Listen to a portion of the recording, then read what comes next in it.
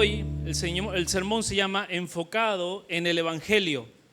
La verdad central, la verdad que resume todo ese texto, dice lo siguiente: los cristianos reconocemos que este mundo nos quiere distraer del mensaje más importante, el Evangelio, pero nosotros anunciamos el mensaje que nos ha sido confiado. Vamos a comenzar orando. Padre Santo, gracias Señor por tu palabra, gracias Señor por lo que tú nos enseñas, gracias Señor por lo que tú nos muestras a través de esta carta, gracias Señor por todo lo que nos has mostrado Señor en esta carta de amor, en esta carta de un padre espiritual a un hijo espiritual.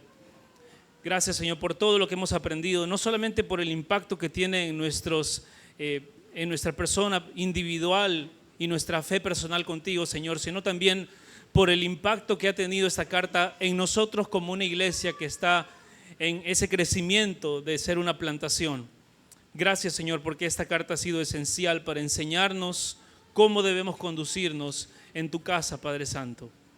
Gracias Señor, por eso te rogamos que hoy que terminamos esta carta Señor, que pongamos atención al mensaje, que pongamos atención a las últimas palabras del apóstol Pablo a Timoteo en esta carta, que abramos nuestros ojos espirituales, que tengamos retención en nuestro corazón y disposición, Señor. Quítanos toda distracción, quítanos toda preocupación en ese momento y que estemos enfocados en lo que necesitamos aprender, enfocados en tu Evangelio. Gracias, Padre Santo, por tu palabra. Te rogamos que lo bendigas. En el nombre de Jesús. Amén. Ok, hermanos, vamos a hablar de esta última carta, primera carta a Timoteo. Debido a esa misma naturaleza del texto, que es una carta, en estas páginas hemos encontrado saludos personales, muestras de afecto, ordenanzas claras también, prohibiciones y ánimo de parte de un padre espiritual que es Pablo a su hijo Timoteo. En el versículo clave, que es 1 Timoteo capítulo 3, versículo 15, Pablo nos deja claro por qué escribió esta carta. Pablo dice, para que si tardo, sepas cómo debes conducirte en la casa de Dios, que es la iglesia del Dios viviente, columna y baluarte de la verdad. Ese es el propósito por el cual escribe Pablo esta carta, para guiar a Timoteo en cómo debe conducirse en la casa de Dios y cómo mantener la iglesia, específicamente la iglesia de Éfeso, siendo realmente una columna y baluarte de la verdad. Pablo le encarga a Timoteo en capítulo 1 que no se involucre en fábulas y genealogías, sino que mantenga la fe y la buena conciencia al mismo tiempo que limpia la casa de Dios de aquellos falsos maestros que, impulsados por su ego y por su deseo de ser vistos como doctores de la ley, enseñan diferentes doctrinas. En el capítulo 2 le dice que para vivir esa vida de piedad es necesario que él también aprenda a llevar una vida sosegada y tranquila y que viva así sin iras ni contiendas. En el capítulo 3 le dice que para impartir la palabra fielmente es necesario que él también establezca líderes de la iglesia que sean irreprensibles, ejemplares en todas formas de vivir y que sean también aptos para enseñar. En el capítulo 4 le advierte que vendrán apóstatas, gente de mente cauterizada y de conciencia nula, pero les dice que él debe ser un buen ministro de Jesucristo, enfocado en la enseñanza, en la predicación del Evangelio. Y debe ser también él un ejemplo de los creyentes en palabra, conducta, amor, espíritu, fe y pureza. En el capítulo 5, luego le instruye también que en la iglesia se debe honrar a los hombres mayores y a las viudas mayores y a los pastores fieles. Y termina en el capítulo 6 diciéndole finalmente que los cristianos deben ser los mejores empleados que hay, pero también deben evitar amar el dinero y más bien deben ser generosos con lo que Dios les ha provisto y usar sus recursos para la expansión del reino. Así hemos llegado al versículo del día de hoy, 1 Timoteo capítulo 6, versículos 20 al 21. Leemos, dice, oh Timoteo, guarda lo que se te ha encomendado, evitando las profanas pláticas sobre cosas vanas y los argumentos de la falsamente llamada ciencia, la cual profesando algunos se desviaron de la fe. La gracia sea contigo. Amén. Hoy vamos a ver ese texto en 4 puntos. Primer punto, discipula en amor. Segundo punto, protege la palabra. Tercer punto, evita la ciencia falsa. Y cuarto punto, sostente en la gracia. Vamos entonces a nuestro primer punto, discipula en amor. El texto comienza diciendo, oh Timoteo. Y aunque este oh es un monosílabo que fácilmente podría correr el riesgo de ser ignorado por nosotros, de pasar desapercibido, más aún considerando que nosotros no andamos en el día a día diciendo, oh hermano, ¿verdad? No tenemos esa expresión en nuestro lenguaje diario, podríamos dejar pasar ese oh sin evaluarlo, sin examinarlo. Pero nosotros sabemos que, como dice 2 de Timoteo capítulo 3, versículos 16 al 17, toda la escritura es inspirada por Dios, útil para enseñar, para redarguir, para corregir, para instruir en justicia, a fin de que el hombre de Dios sea perfecto, enteramente preparado para toda buena obra. Si creemos esto, entonces estamos seguros de que no estamos exagerando cuando vemos esta expresión y nos preguntamos, ¿qué significa ese O? ¿Por qué Pablo escribió esa expresión O? Bueno, dependiendo de la versión de la Biblia que tengas, la exclamación O se puede traducir del griego O, se pronuncia lo mismo, se pronuncia igual, o del hebreo Ea, y ambos resaltan una expresión nacida del corazón. ¿Cuál es el libro que más O tiene en la Biblia? Los Salmos, ¿verdad? ¿Qué son los Salmos? Poesía, ¿verdad? De donde nosotros decimos poema, poema. ¿Y dónde vemos poema en Efesios? Hechura suya. Habla de algo que es nacido del corazón. Los poemas son nacidos del corazón. La hechura suya, la forma en que Dios nos hizo fue hacernos desde su corazón. De la misma manera, este O, siempre que se ve en las Escrituras, es algo que ha nacido del corazón. La Reina Valera repite esta expresión 723 veces en toda la Biblia. Y en todas sus ocasiones, tanto en el Antiguo Testamento como en el Nuevo Testamento, esta expresión va acompañada de una emoción entrañable. Veamos algunos ejemplos. Jacob, minutos antes de morir, habló con sus hijos reunidos y les dijo: tu salvación esperé, oh Jehová. Él pudiera haber dicho: tu salvación esperé, Jehová, ¿verdad? Pero él usa esta expresión: tu salvación esperé, oh Jehová, en Génesis 49, 18. David oró al verse protegido por el Señor en 2 de Samuel capítulo 22, versículo 29, y él dice: tú eres mi lámpara, oh Jehová. David también oró al verse perseguido en el Salmo 3, versículo 1, y dijo: oh Jehová, cuánto se han multiplicado mis enemigos. Este gran dolor, este gran afecto que siente de dolor, esa gran emoción. El salmista, al verse apasionado por la palabra de Dios, dijo en el Salmo 119, versículo 97, oh, cuánto amo yo tu ley, todo el día ella es mi meditación. Y nosotros, creyentes, podemos relacionarnos o sentirnos identificados con ese sentimiento. Cuando pasamos tiempo en la palabra del Señor, cuando estudiamos, cuando descubrimos algo nuevo a través del estudio, de la profundización, de la meditación, y decimos: oh Señor, cuánto amo tu palabra. Todos estos oh no siempre están relacionados con amor. Algunas veces estos oh de la Biblia están relacionados con sorpresa, lamento e inclusive con asombro y miedo, pero siempre nos hablan de una emoción muy sentida y de una emoción muy profunda.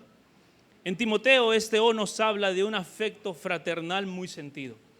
Nos habla también de un amor paternal que sabe el encargo que le está dando a su hijo.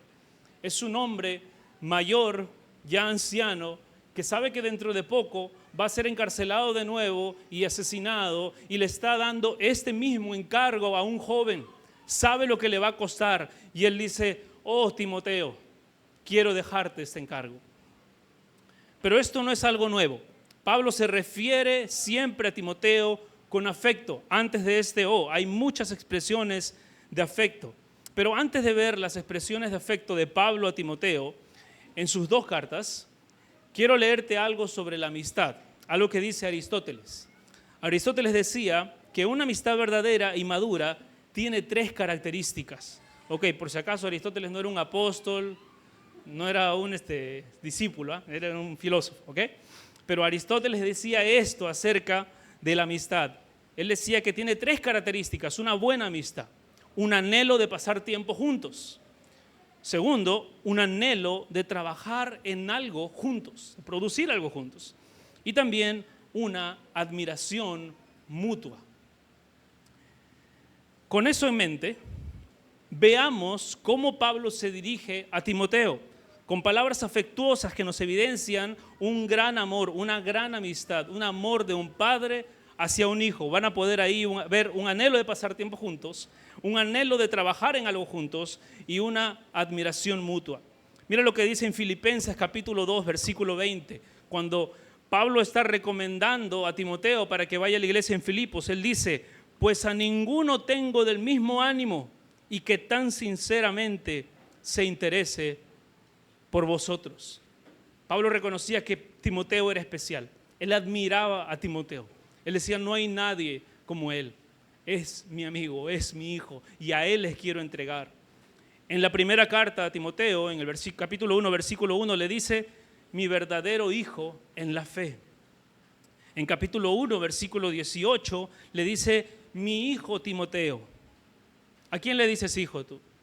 Debe haber un afecto especial. En capítulo 3, versículo 14, le dice: te escribo porque tengo la esperanza de ir pronto a verte. Qué hermoso texto. En capítulo 4, versículo 12 dice: ninguno tenga en poco tu juventud. Lo anima, lo levanta. En capítulo 5, versículo 23 dice: usa un poco de vino por tus enfermedades. Lo conoce, sabe hasta qué le duele a Timoteo. En capítulo 6, versículo 11 dice: mas tú, oh hombre de Dios. Lo vuelve a animar, lo conoce y lo anima. En la segunda carta, que veremos en algún momento, en capítulo 1, versículo 1 le dice: mi amado hijo. Versículo 3 le dice: me acuerdo de ti, Timoteo, en mis oraciones. En capítulo 2, versículo 1 le dice: hijo mío, esfuérzate. En capítulo 4, versículo 1 le dice: te encarezco delante de Dios. Una demanda delante de Dios también. Y en capítulo 4, versículo 9 termina con estas dulces palabras: procura venir a verme. ¿No es eso una relación que todos desearíamos tener con un líder espiritual, con nuestro padre espiritual, con nuestros hermanos, con personas con quienes nosotros estamos construyendo una amistad de discipulado muy intencional? Esa es la clase de amor que nos está ejemplificando Pablo. Pablo anhelaba pasar tiempo con Timoteo. Pablo trabajó y quería seguir trabajando con Timoteo para el reino de Dios. Y Pablo admiraba a Timoteo. ¿Qué nos está enseñando esto, hermanos? El discipulado bíblico no puede surgir donde no hay amor. El discipulado bíblico no puede dar fruto donde no hay amor. Las personas no son proyectos. Las personas no son cosas que tenemos que completar, casillas para que lleguen a ser tal o cual. Son creación de Dios. Y si vamos a discipular, necesitamos amar. Claro que en esta carta vemos a un pastor instruyendo a un aprendiz, y por eso vemos instrucción, aliento, amonestación, mandamientos a hacer algunas cosas y a evitar otras, llamados a estar alerta e indicaciones también teológicas acerca de la administración de la iglesia. Todo eso incluye el discipulado. Pero todo esto está enmarcado notoriamente, indudablemente y contundentemente por un gran amor y un gran afecto de Pablo a Timoteo. Timoteo no tenía duda por un segundo de si Pablo lo amaba o no. Timoteo no se veía a sí mismo como un proyecto. Timoteo no se veía a sí mismo como una audiencia. Timoteo se veía a sí mismo como un hijo amado. Y ese es el sentimiento que deben tener aquellas personas que nosotros, como cristianos, vamos discipulando. Él estaba convencido de eso. Aunque Pablo no dice en esta carta, te voy a enseñar cómo discipular, él mismo nos da una clase magistral acerca de lo que el discipulado bíblico es. El discipulado bíblico es instruir, es alentar, es amonestar, es aconsejar qué hacer y qué no hacer, es alertar y también es instruir teológicamente. Pero todo esto debe hacerse con la base de una relación de amor y afecto por el aprendiz. Y también del aprendiz al maestro. Esto se logra con tiempo, invirtiendo nuestra vida en otras personas. Y como siempre digo, ¿qué vamos a invertir? Voy a invertir mi vida en ti, te aprecio, te amo. ¿Cómo se ve en lo práctico? Tiempo, esfuerzo y recursos. Esa es la forma en que invierto mi vida en otras personas. No solamente con palabras, tiempo, esfuerzo y recursos. Cuando yo amo afectuosamente, hago esto se hace evidente, porque le dedico tiempo y esfuerzo. Cuando tú amas, dedicas esas cosas. Si un hombre ama a su esposa, entonces le dedicará tiempo y se esforzará por bendecirla, emocionalmente, espiritualmente y materialmente. Si un hombre ama discipular, se esforzará, se preparará para instruir a aquellos quienes el Señor ha puesto bajo su cuidado. Discipular es trabajo y discipular es trabajo duro. Como decía H.B. Charles, la pasión por predicar o la pasión por enseñar sin el compromiso de prepararse es en realidad solo un deseo de ser visto. Ojo con esta frase, porque nos sirve como preámbulo para lo que viene en nuestro siguiente punto. La pasión por predicar sin el compromiso de prepararse es en realidad solo un deseo de ser visto. Vamos a nuestro segundo punto. Protege la palabra. Sigue diciendo, oh Timoteo, guarda lo que se te ha encomendado. Pablo, en esta carta, no solo está alentando e instruyendo a su amado hijo Timoteo. Pablo le está encomendando que proteja o que guarde lo que se le ha encomendado, como dice la Biblia Reina Valera.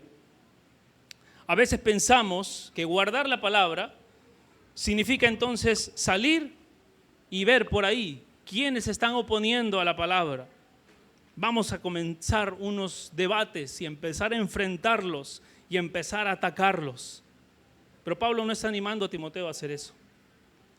Por el contrario, Pablo le encarga que él, Timoteo, guarde lo que se le ha encomendado, el mensaje del Evangelio, a través de una práctica sana. Unos capítulos antes ya le había dicho esto, en 1 Timoteo capítulo 4, versículo 16. ¿Qué es lo que le dice? Ten cuidado de ti mismo y de la doctrina. Persiste en ello, pues haciendo esto te salvarás a ti mismo y a los que te oyeren. Y ese es el llamado de Pablo.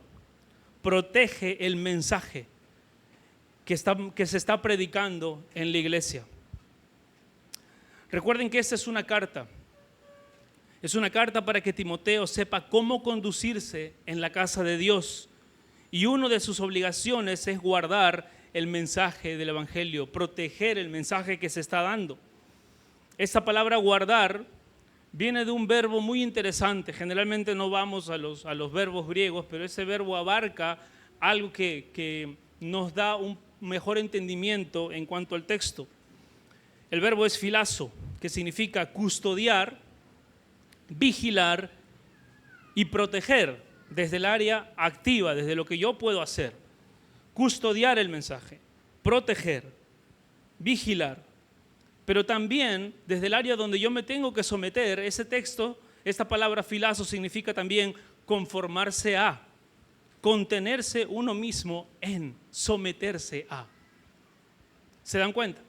Hay dos áreas. Por un lado, custodio, vigilo y protejo, pero no puedo confiar en mí mismo.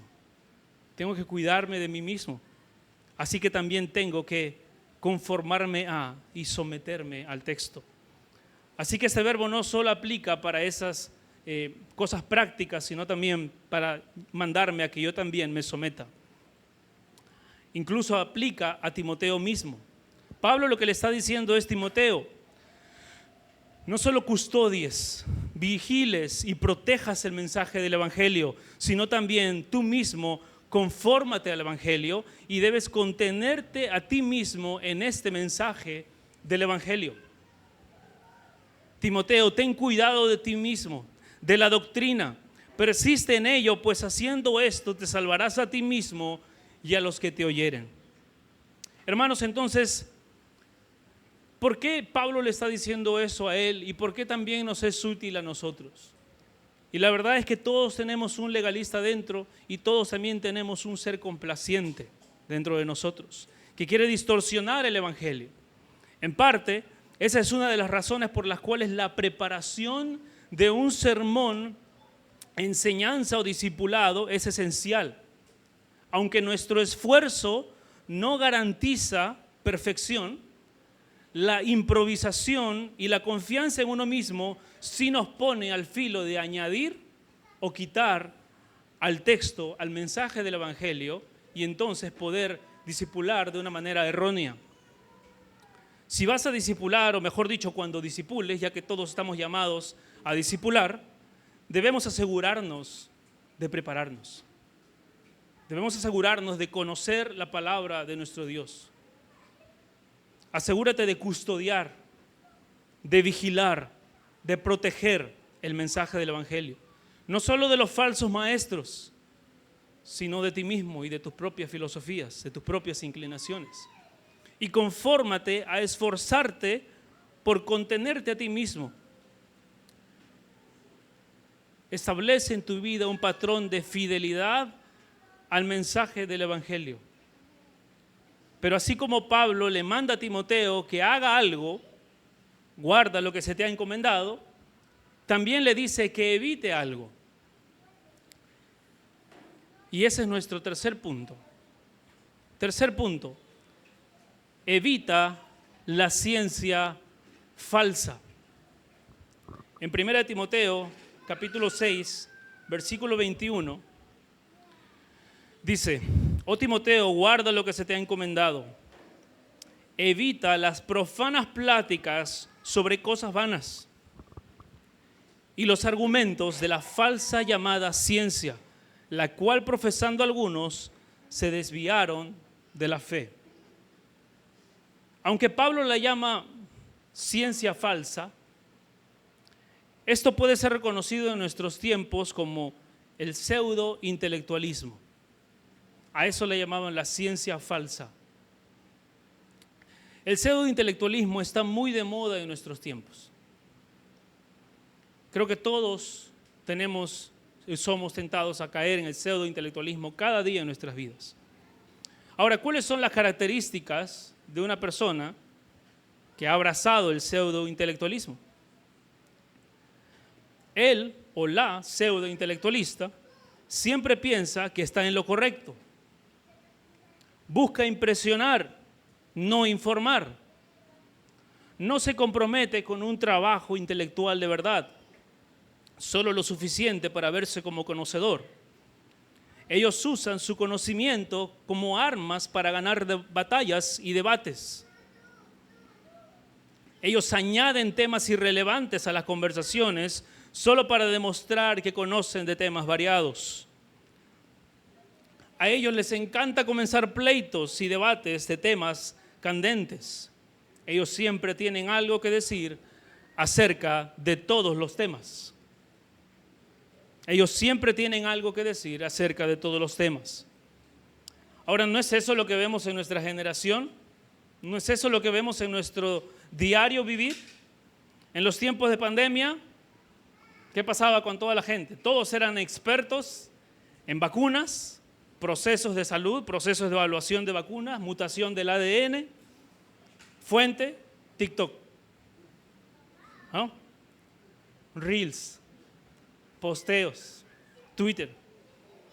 Cuando murió la reina Isabel, todo el mundo dijo, ya me aburrí de las vacunas, voy a hablar ahora de la monarquía inglesa. Todos eran expertos de la monarquía inglesa. Fuente, The Crown, Netflix, ¿no? La corona, Netflix, ¿verdad? Y cada vez que hay un temblor fuerte en Lima, entonces todos nos convertimos en expertos en las placas tectónicas y las escalas de magnitud de Richter, basados en un grupo de WhatsApp y que recibimos un mensaje por ahí que alguien dijo, un pantallazo de cuánta era la magnitud del temblor. ¿Ven qué fácil es caer en el pseudointelectualismo? Hablar de cosas que realmente no hemos investigado, hablar de cosas que realmente no hemos estudiado, hablar de cosas en las que realmente no hemos profundizado,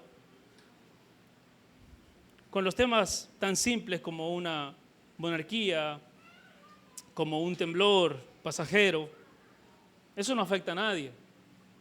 Pero practicar el pseudointelectualismo con la palabra de Dios tiene consecuencias terribles. Entonces, ¿cómo nos guardamos del pseudointelectualismo bíblico? Asegurémonos de profundizar realmente en las Escrituras. Asegurémonos de que nuestras convicciones bíblicas nacieron en la intimidad con Dios en su palabra y no de un post o de un artículo o de algo que simplemente leí por ahí. Asegurémonos de que estamos viviendo de acuerdo a aquello que decimos creer. Si decimos creer en algo, debemos reflejarlo con nuestras vidas. El mundo tiene sus propuestas, ¿verdad? El relativismo. Nada es verdad. Tú puedes tener tu propia verdad. Darwinismo. La selección natural del más fuerte sobre el más débil nos hizo lo que hoy somos. Y tu abuelo y mi abuelo son un mono, ¿verdad? El ateísmo. Dios no existe. Mirando esta creación y viendo lo que pasa cuando vamos en contra de sus mandamientos. Dice el necio en su corazón, Dios no existe. Pero en la Biblia vemos que el mayor problema que surgía en Éfeso no era tanto de los de afuera, de los que no querían nada con Dios, sino de los religiosos. Aquellos fariseos que habiendo leído, estudiado y aún memorizado la ley de Dios, no supieron reconocer a Jesús como el Mesías prometido. Ellos habían proclamado la llegada del Mesías por centenares de años. Pero cuando el Mesías llegó, no lo quisieron. ¿Por qué no lo quisieron? Por envidia. Algo tan infantil como eso, por envidia. Pero mira quiénes están dentro de este círculo de los envidiosos. Mateo capítulo 27, versículo 11 al 12. Mateo capítulo 27, versículo 11 al 12. Jesús pues estaba delante del gobernador y éste le preguntó diciendo, ¿eres tú el rey de los judíos? Y Jesús le dijo, tú lo dices. Y siendo acusado ¿por quién? Por los principales sacerdotes y por los ancianos, nada respondió. ¿Quiénes eran esos? Los principales sacerdotes y los ancianos. Los que se suponía que más debían saber. Decían saber mucho, pero no podían ver al Mesías ahí, delante de ellos. Pseudointelectualismo. Falsa llamada ciencia. Conocían mucho, pero amaban poco. Conocían mucho de la palabra, pero no tenían una relación personal con Dios. Esos eran los principales sacerdotes y los ancianos. Se suponía que ellos serían los primeros en reconocer al Mesías de acuerdo a las Escrituras. Pero el problema fue que tenían envidias. Tenían envidia. Ellos habían anunciado al Mesías por año y lo hicieron por tantos años que incluso elaboraron sus propias ordenanzas y sus propias leyes. pero se volvieron adictos a la atención y la posición en que los colocaba a ser aquellos que anunciaban al Mesías. Recibieron honor y se embelesaron con ese honor. Cuando ellos decían, va a venir el Mesías va a venir de esta manera, la gente decía, wow, gracias por lo que me has compartido. Me animó tremendamente. Y ellos dijeron, wow, me quedo con esto. Así que el Mesías llegó y dijeron, no puede ser, no quiero que llegue porque quiero recibir la admiración. Y establecieron leyes también. La ley mosaica ya tenía 613 mandamientos, pero los fariseos añadieron miles de mandamientos más para ayudar a la aplicación del texto. Pero estas no eran leyes de Dios, eran leyes de hombres. ¿Se dan cuenta? Aparentemente son hombres que conocen mucho, que saben mucho, que tienen grandes títulos, que vestían de maneras ejemplares de consagración, que estaban en los lugares principales de las congregaciones, que estaban enseñando en lugares prominentes, pero no amaban a Dios y tenían envidia de Jesucristo. Como vemos constantemente, estos fariseos en su pseudo intelectualismo buscaban tentar a Jesús y hacerle caer en trampas intelectuales, pero Jesús respondió sabiamente. Miren el texto que leímos hace un momento, creo que no tenemos diapositiva de ahí, pero lo voy a leer. Mateo capítulo 21, versículo 23 al 27. Cuando vino al templo, los principales sacerdotes y los ancianos del pueblo se acercaron a él mientras enseñaba y les dijeron, ¿con qué autoridad haces estas cosas? ¿Y quién te dio autoridad? Respondiendo Jesús les dijo, yo también os haré una pregunta, y si me la contestáis, también yo os diré con qué autoridad hago estas cosas. El bautismo de Juan, ¿de dónde era? ¿Del cielo o de los hombres? Jesús responde una pregunta con otra pregunta. Ellos entonces discutían entre sí diciendo, si decimos del cielo, ellos estaban evaluando sus opciones, ¿verdad? Si decimos del cielo, nos dirá, ¿por qué pues no le creísteis? No nos funciona por ahí. Vámonos por otro lado. Y si decimos de los hombres, tememos al pueblo, porque todos tienen a Juan por profeta. Y respondiendo Jesús les dijo, ellos dijeron a Jesús, no sabemos. Y él también les dijo, tampoco yo os digo con qué autoridad hago estas cosas.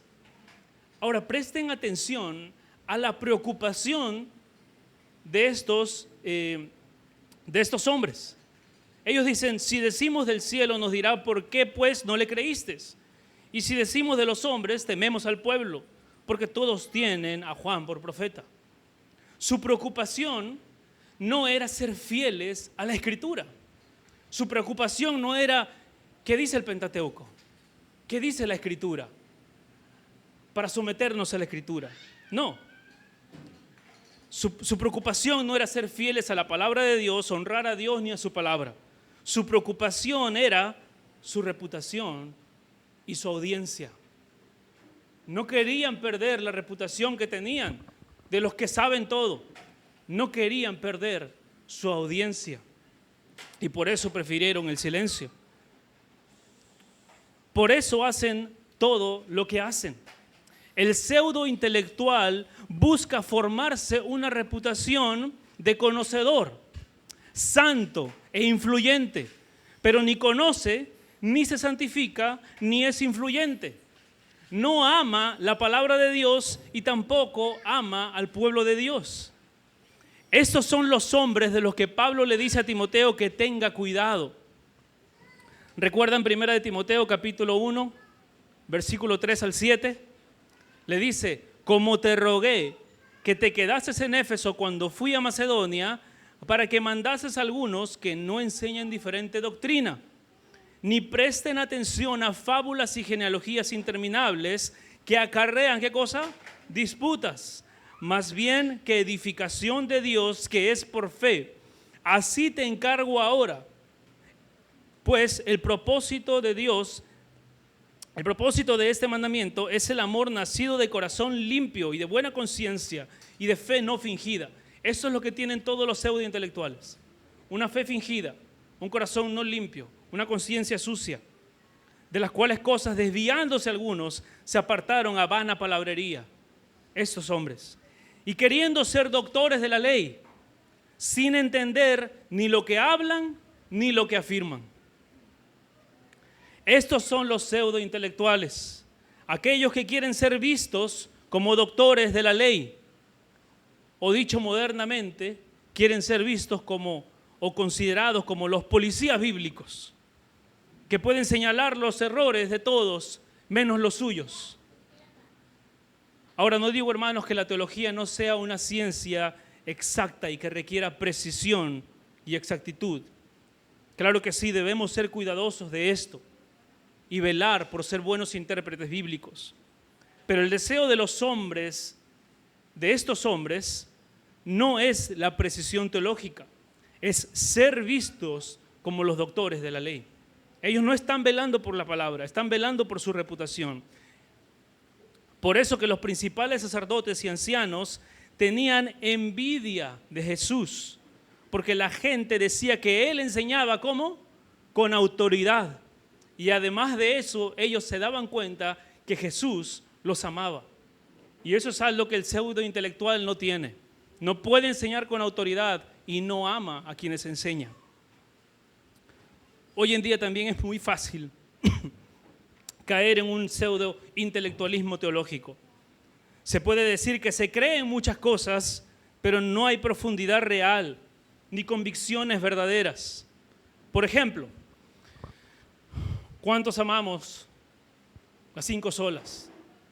¿A cuántas personas nos ha cambiado la vida entender las 5 solas de la Reforma? Pero si yo digo afirmar sola Escritura, pero añado mandamientos y leyes sobre hombres basados en mis preferencias, entonces realmente no creo en sola Escritura. No confío en sola Escritura. Tengo que darle nuevos mandamientos. ¿Y a quién me parezco más? A un pseudointelectual. Si digo sola Escritura, pero evito los pasajes difíciles de la Biblia y no predico los pasajes incómodos, sino que solo me quedo con los atributos que más me gustan de Dios, entonces realmente no creo en sola Escritura. No creo que toda la palabra es inspirada por Dios.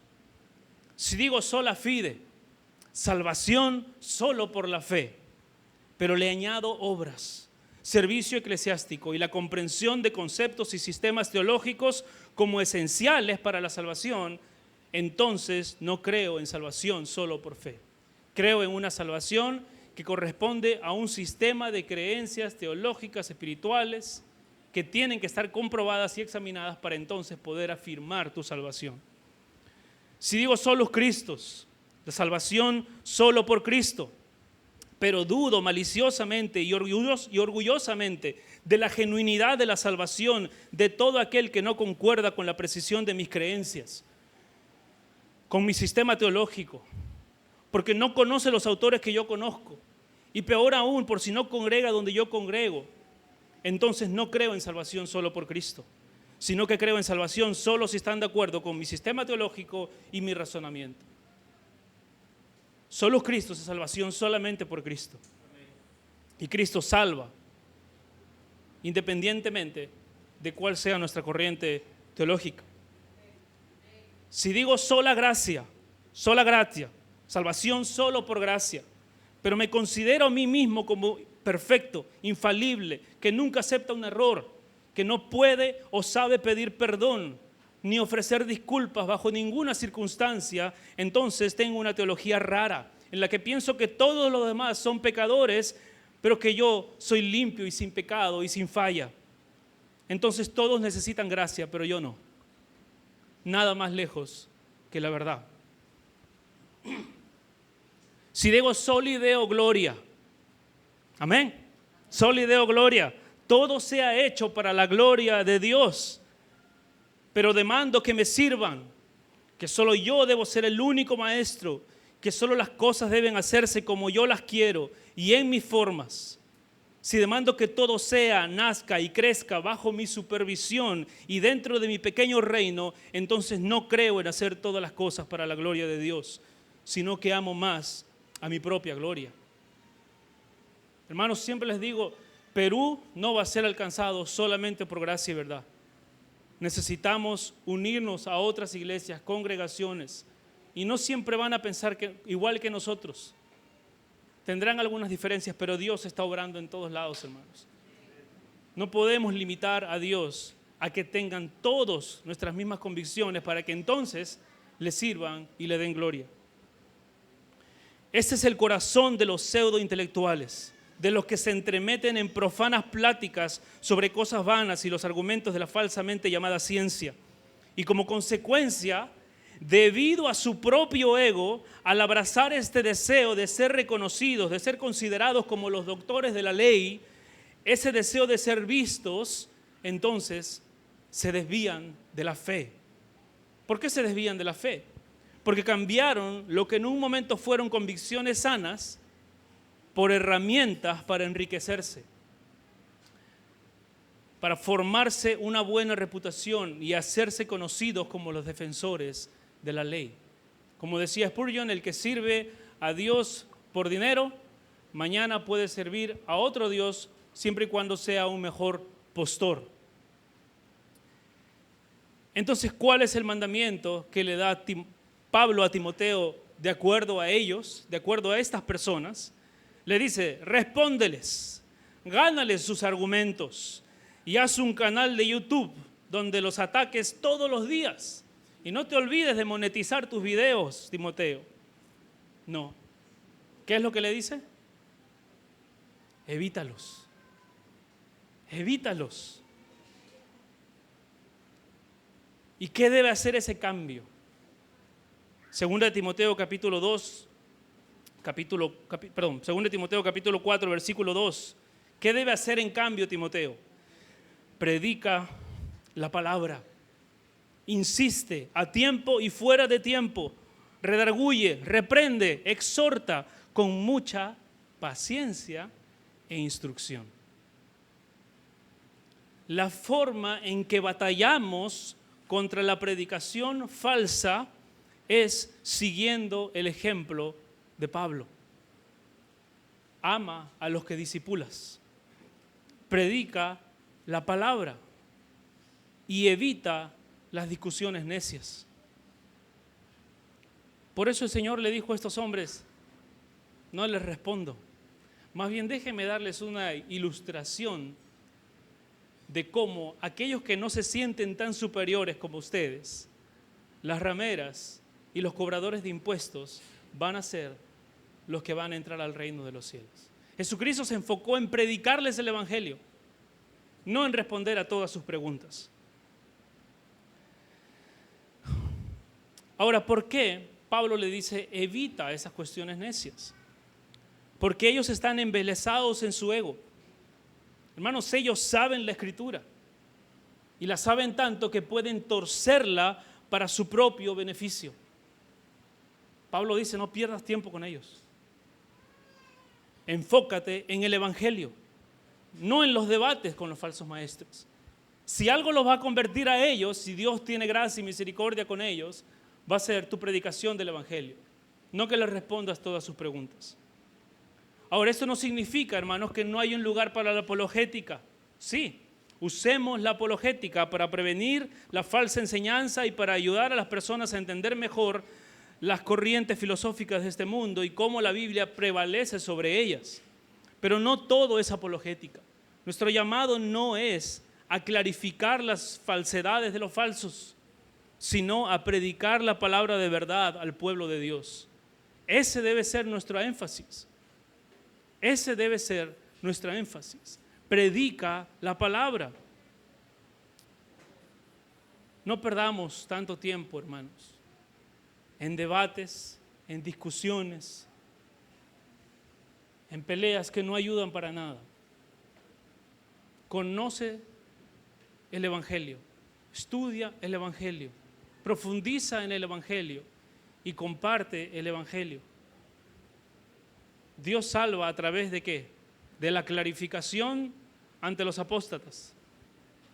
No, el evangelio es poder para salvación. ¿Qué haremos entonces? Predica el evangelio. Y cuarto punto, le dice, sostente en la gracia. La gracia sea contigo. Amén. La NBLA dice, la gracia sea con ustedes. Y así es como lo dice el texto en griego, utiliza un tú en plural. Pablo escribe esta carta a Timoteo sabiendo que en cualquier momento lo iban a apresar de nuevo y esta vez sería su última prisión y luego de eso le darían muerte a Pablo. Pablo dice, la gracia sea con ustedes, porque Pablo sabe que lo único que podrá sostener a Timoteo en la iglesia de Éfeso y a los hermanos de Éfeso en un vecindario tan corrompido y tan idólatra es la gracia de Dios. El Señor le había enseñado a Pablo a decir, tu gracia me basta, tu gracia me es suficiente. ¿Pero qué significa esto? El corazón que Cristo quiere que su iglesia tenga es un corazón que se sostiene en su gracia, un corazón que no anhela nada más, porque tiene la gracia de Dios por su plenitud. No anhelamos grandes nombres, no anhelamos grandes cosas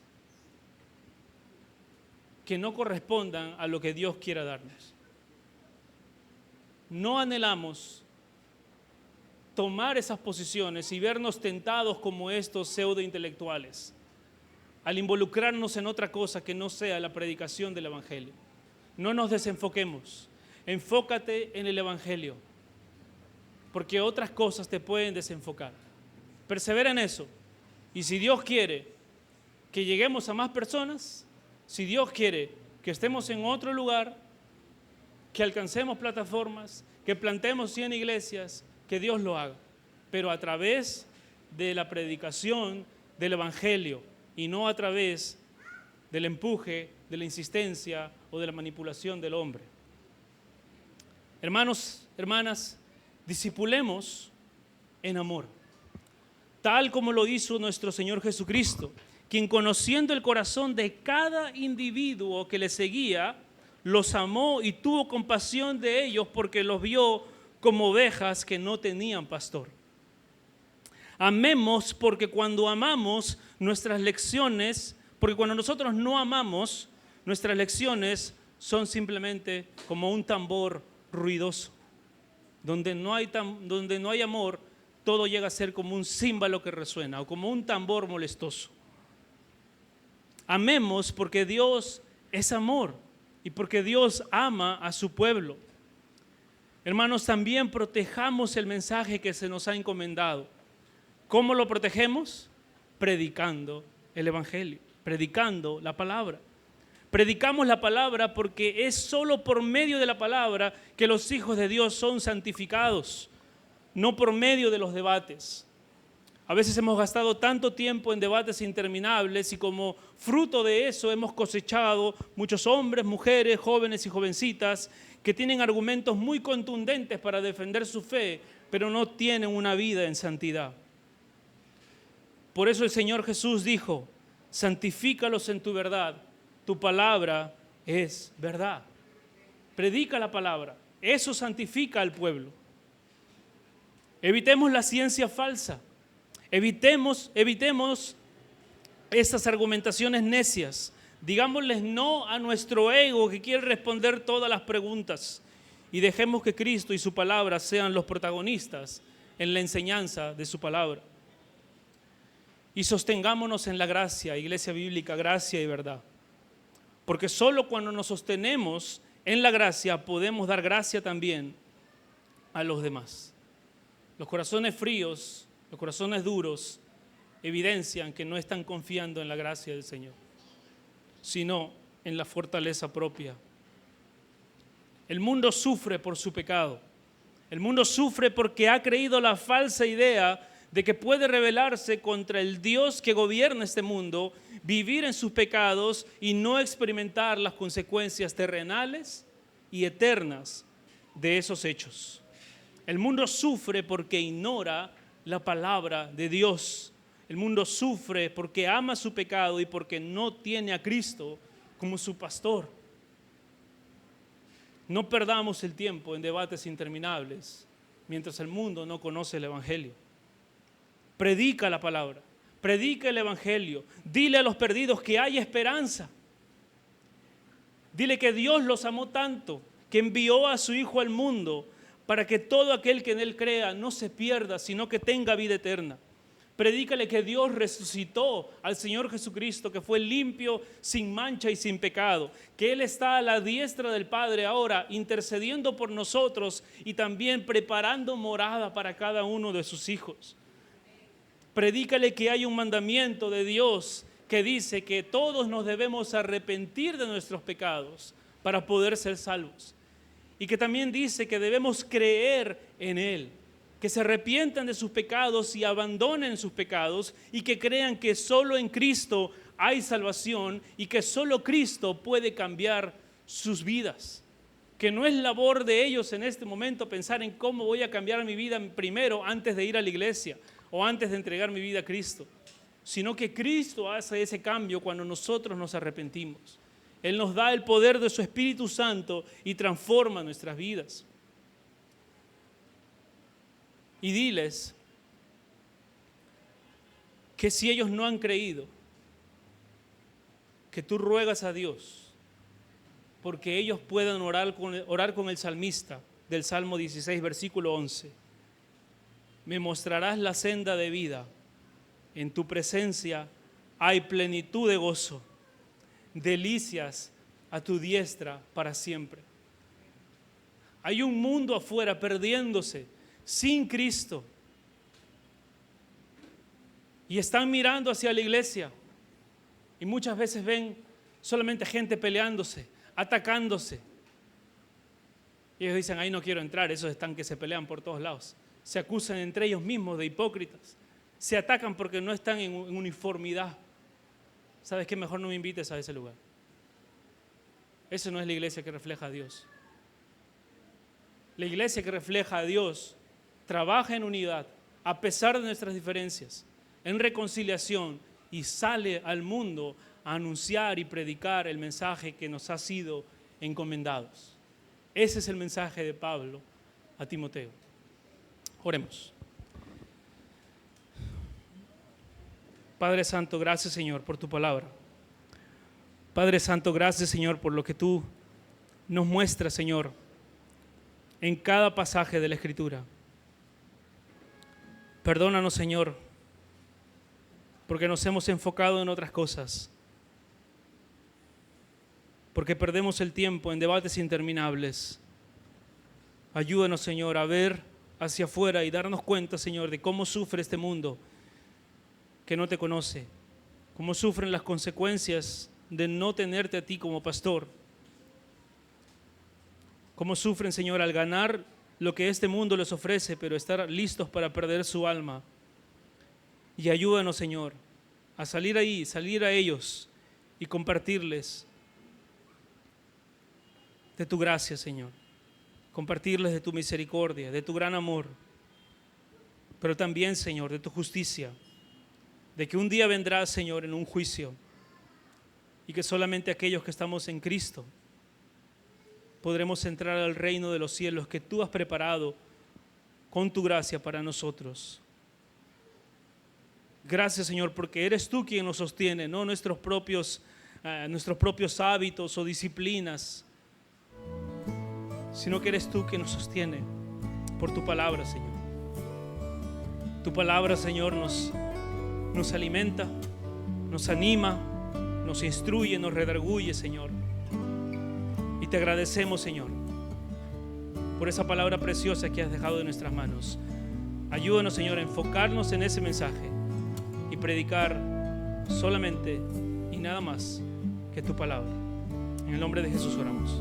Amén.